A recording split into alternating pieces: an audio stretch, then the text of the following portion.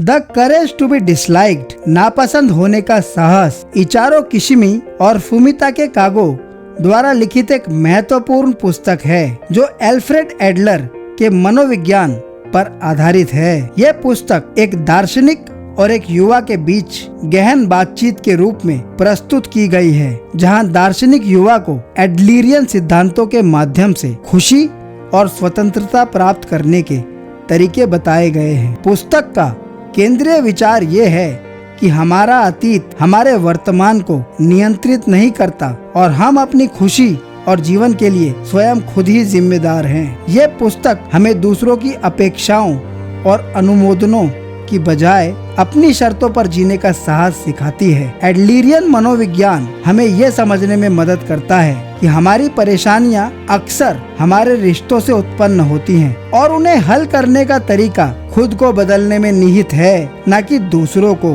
एडलरियन मनोविज्ञान, जिसे व्यक्तिगत मनोविज्ञान भी कहा जाता है, मानव व्यवहार के सामाजिक संदर्भ और व्यक्ति के महत्व और अपनेपन की चाहत पर जोर देता है। ये व्यक्ति को केवल अंगों के समूह के रूप में नहीं बल्कि संपूर्ण प्राणी के रूप में समझने पर केंद्रित है और लोगों को लक्ष्य उन्मुख मानता है जो हीनता की भावनाओं पर विजय पाने का प्रयास करते हैं। एडलरियन मनोविज्ञान का उद्देश्य व्यक्तियों में सामाजिक रुचि विकसित करने और समाज में योगदान देने में मदद करना है, जिससे उनमें अपनेपन और उद्देश्य की भावना का विकास होता है। यह पुस्तक कई मूलभूत एडलरियन अवधारणाओं को उजागर करती है, जिनकी हम इस वीडियो में बात करेंगे। पर इससे पहले अगर आप जीबोर्ड चैनल पर पहली बार आए हैं तो चैनल को सब्सक्राइब करके बेल आइकन बटन जरूर प्रेस कर लें, ताकि आप तक हमारी बुक समरीज पहुंचती रहें, जो हम हर मंगलवार और शनिवार को अपने व्यूअर्स के लिए लाते हैं। चलिए किताब में आगे बढ़ते हैं और बात करते हैं पहले एडलरियन विचार की, जो कि है उद्देश्यवाद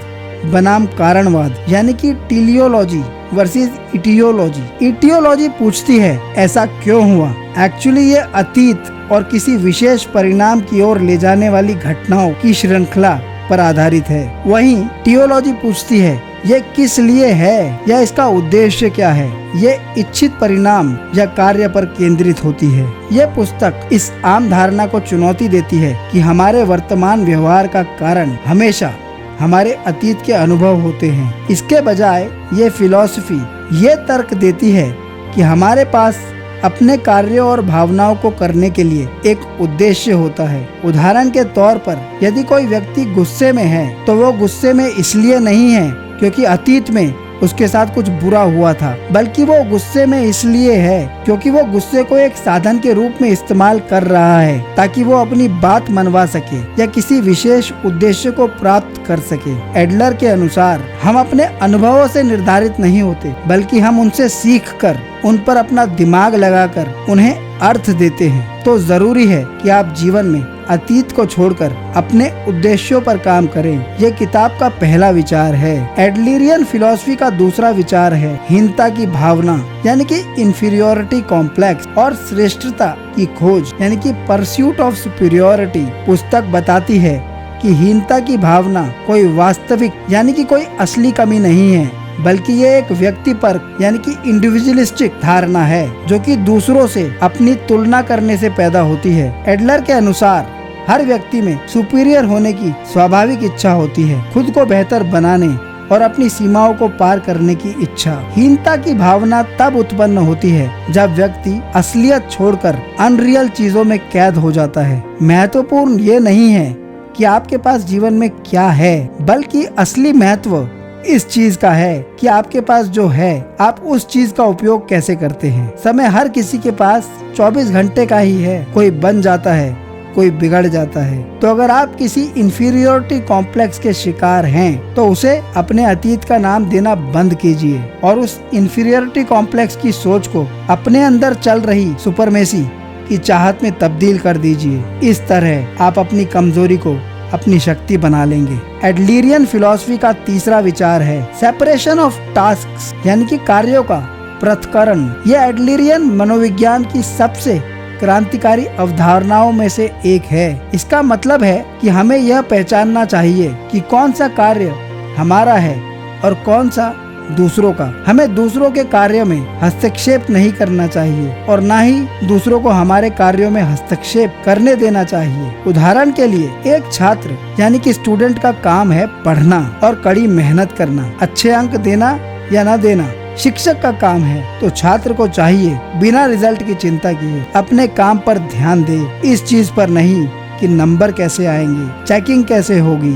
यही चीज उसे एक फोकस वाला व्यक्ति बनाती है। जब हम दूसरों की प्रतिक्रियाओं, विचारों या अनुमोदन की परवाह करना छोड़ देते हैं, तभी हम सच्ची आजादी प्राप्त करते हैं। यही चीज हमें दूसरों के बोझ से मुक्त करती है और अपने लक्ष्य पर ध्यान केंद्रित करके आगे बढ़ने की ताकत देती है। एडलरियन फिलॉसफी का चौथा विचार है समुदाय की भावना, यानी कि कम्युनिटी फीलिंग और सामाजिक संबंध। एडलर के अनुसार सच्ची खुशी और आजादी तब आती है जब हम दूसरों के साथ समुदाय की भावना विकसित करते हैं और उस मानसिकता से जीवन जीते हैं। इसका मतलब ये नहीं है कि हम दूसरों के लिए ही सब कुछ करते रहें या उनकी अपेक्षाओं को ही पूरा करते रहें, बल्कि कम्युनिटी फीलिंग सोच का मतलब ये है कि हम खुद को समाज का एक अभिन्न हिस्सा समझें और दूसरों के लिए भी योगदान दें, लेकिन किसी अपेक्षा के बोझ के तले नहीं। इस सोच से जीना हमें अलगाव से मुक्त करती है और हमें ये महसूस कराती है कि हम अकेले नहीं हैं और इस समाज का एक महत्वपूर्ण हिस्सा हैं। तो अपने अंदर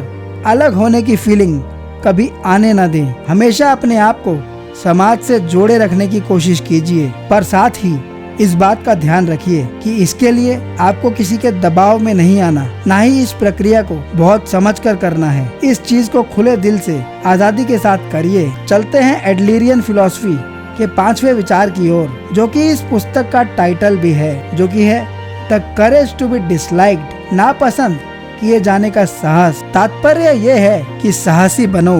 पुस्तक का सार भी इसी बात पर आधारित है कि दूसरों द्वारा नापसंद किए जाने का साहस रखें। जब हम दूसरों की राय या अप्रूवल की परवाह करना बंद कर देते हैं, तभी हम अपनी प्रामाणिक और सच्ची पहचान को अपना पाते हैं और तभी हम सच्ची खुशी प्राप्त कर पाते हैं। यही विचार हमें अपने डर से आगे बढ़ने की हिम्मत देता है और अपनी पसंद के अनुसार जीवन जीने के लिए प्रेरित करता है। यही सोच और साहस हमें दूसरों के नियंत्रण से मुक्त करती है और हमें अपनी स्वतंत्रता का अनुभव कराने में मदद करती है। एडलर कहते हैं कि सभी मानवीय परेशानियां आपसी संबंधों से आती हैं और यदि हम दूसरों द्वारा नापसंद किए जाने के डर से मुक्त हो जाते हैं, तो हम इन परेशानियों से भी मुक्त हो सकते हैं। The courage to be disliked हमें एक नई सोच देती है कि कैसे हम खुद को अतीत के बंधनों और दूसरों की अपेक्षाओं से मुक्त करके एक खुशहाल और पूर्ण जीवन जी सकते हैं। ये एक व्यवहारिक मार्गदर्शिका है जो हमें आत्म स्वीकृति, सामाजिक सहयोग और निजी स्वतंत्रता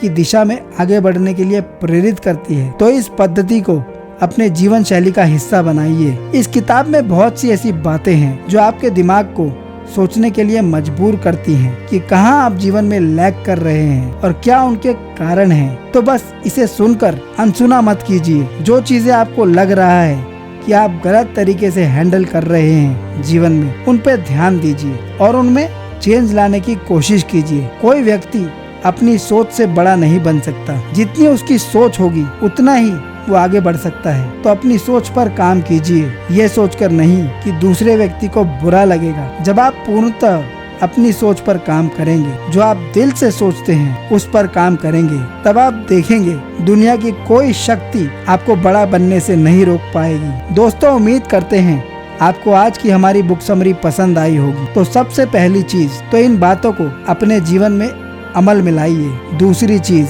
इस वीडियो को लाइक जरूर कर दीजिए, क्योंकि आपके लाइक्स हमें अच्छे लगते हैं और साथ ही मोटिवेशन भी देते हैं अगली वीडियो बनाने का। और तीसरी और जरूरी चीज कि हर उस व्यक्ति से इस वीडियो को शेयर कीजिए जिसको इस वीडियो की जरूरत है, जहां आपको लगता है कि वो व्यक्ति दूसरे किसी के दबाव में जी रहा है। क्योंकि जब आप किसी की मदद करते हैं, तब आप उस समय चाहते ना चाहते अपनी खुद की भी मदद करते हैं। और हाँ, अगर आप इस किताब को और डिटेल में पढ़ना चाहते हैं, तो बुक का बाइंग लिंक हमने डिस्क्रिप्शन में दे दिया है। आप वहां से किताब को कन्वीनियंटली ऑर्डर कर सकते हैं और पढ़ सकते हैं। Wish you good luck and a speedy growth from G board channel.